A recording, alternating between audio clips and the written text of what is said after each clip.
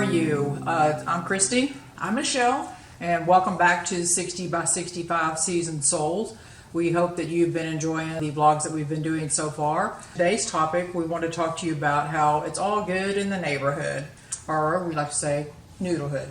Well, we would love to have taken noodlehood, but it was taken, so we had to move on to the neighborhood. Yeah. One of the things we want to talk about that, when we've been reminiscing, or we've been kind of setting the stage for us living together and stuff and doing things at our age. That's what this blog is about, is that women at our age, how we're reinventing things and how we are coming up with some creative ideas to be living together for a while at our age, and some other creative things that we're looking at doing as well going forward to take care of ourselves in our future. And it was really interesting when I first moved in here to stay with Christy until I figured out what I was doing next, because Christy and I basically have the same car. She has a better model than I have, but it's basically the same car, same color. So when people would be driving down the neighborhood, they would be sitting in their yard and I'd be driving down the neighborhood.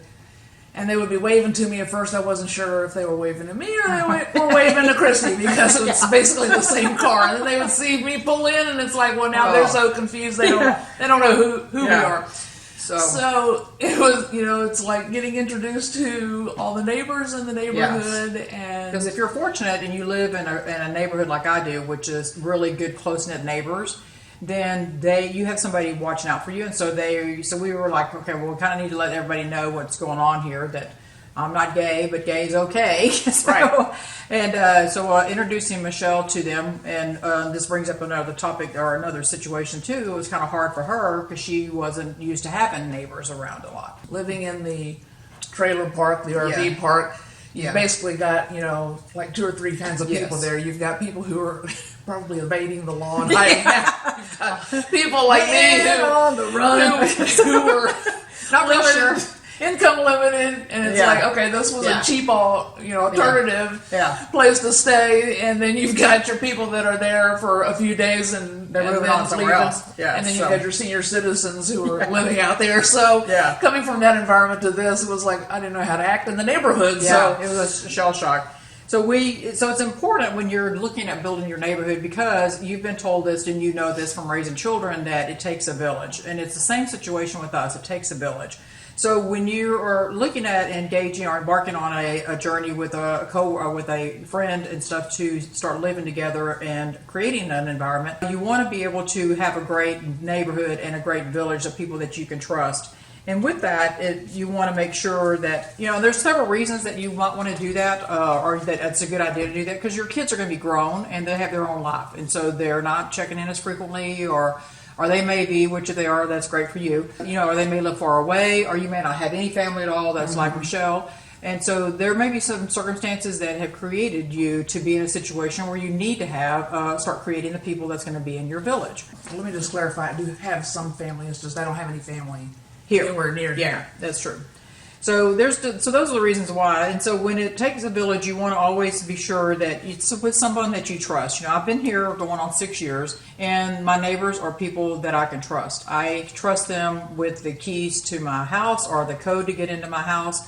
I know that if I am sick and I have no Gatorade or crackers in my house whatsoever, which happened a couple of years back after we had the grandbaby, I was able to call Brenda, my next door neighbor, who was able to leave some stuff on the front porch for me to keep me from leaving this world as I knew it.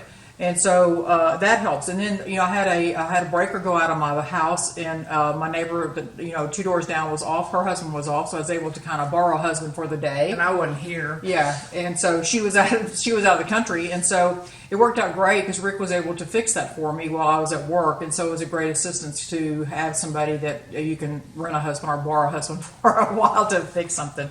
And you also have somebody that's always going to be able to watch your cat, watch your dog, watch your house when you're gone, ask you the next morning who was the car that was in your driveway, because you might have been a man visiting or entertaining the night before, so they're going to be all up in your business, whether on good and bad. So just keep that in mind. So that's not necessarily a bad thing.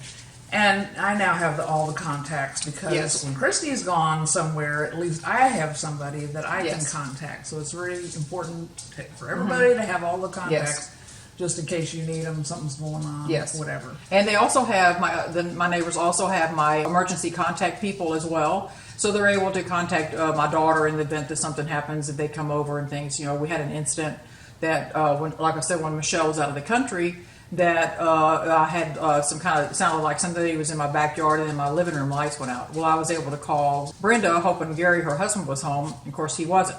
So Brenda and I, I was able to stay the night with her and all that and go through that to get through the night and stuff like that. But in the event that I wasn't able to access anybody or get a hold of anyone, they have my information and know that they know my routine enough to know if there's something out of whack to get a hold of somebody and to call my next of kin. So that's always important as well. I, in turn, have their keys to their property for the same reason. In case something happens, I can get in to help them, call 911, things like that.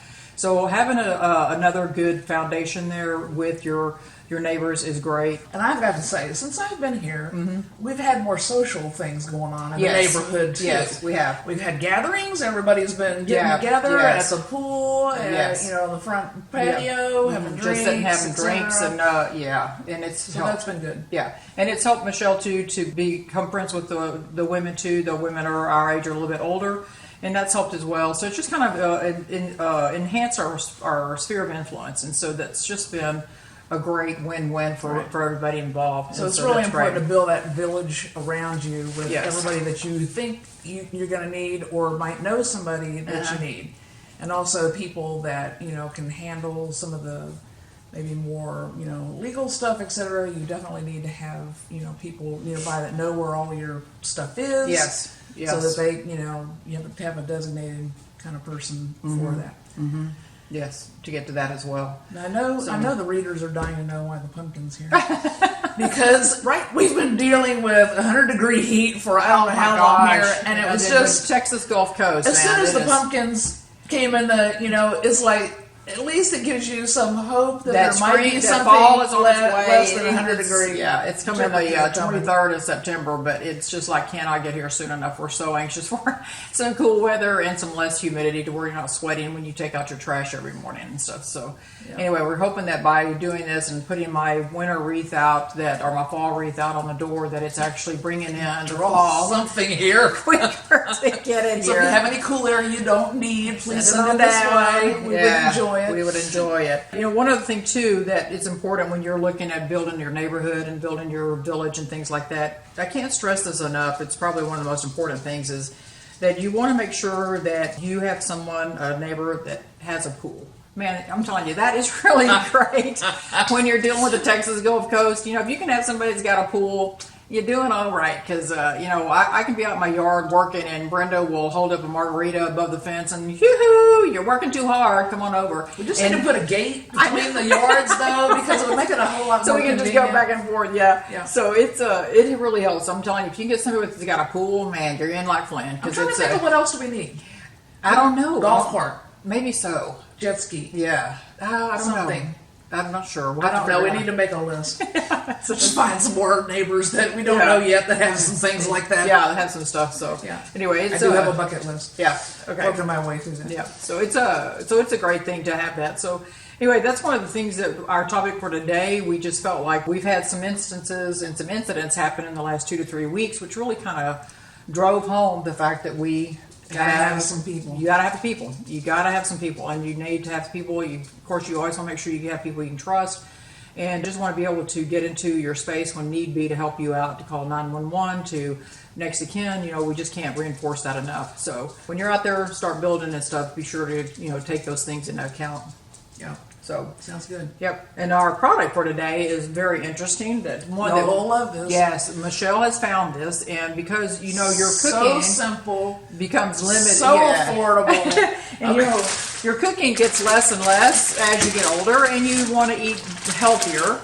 And so Michelle kind of found these little things. Okay, now I'm finding out that almost every grocery store has some format of these. Yes. These I found at a big box store, and these are sweet potatoes. They also have the little gold potatoes, and they also have the red potatoes. Yes. And then you can even get the ones that have seasoning on them. Which this does. And they're all microwavable. You Yes. put them in, they're done, and they are amazing. This Yes. is just a quick addition to the meal. Or you can make a meal out of this, because Yes. we've done that. Just We've done that, yeah. add this, you know, as a meal with just Some maybe a salad to go yeah, with some it. vegetable sides. Mm-hmm. Especially the ones that are seasoned. They're Yes. really, really good. Yes. But yeah, I just love, love, love. In fact, I kept going to the store looking for these sweet potatoes week after week, and they were totally out of these for weeks. So I don't know what happened. Yes, because everybody's getting with Everybody's it so getting quickly. so now I feel like I need to go load up because Not now a lot, not everybody. a lot. We only have a limited amount of Okay, room. there's going to be a run on these as soon as this gets published. We have two fridges, and so we can only fill up just so much. So,